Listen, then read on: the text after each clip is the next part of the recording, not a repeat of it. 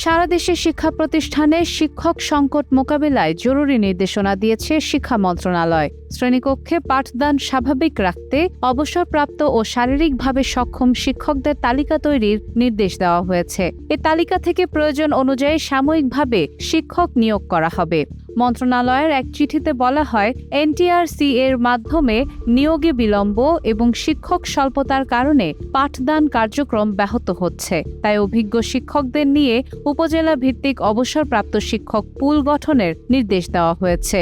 এ লক্ষ্যে জেলা প্রশাসক ও উপজেলা নির্বাহী কর্মকর্তাদের প্রয়োজনীয় ব্যবস্থা নিতে বলা হয়েছে।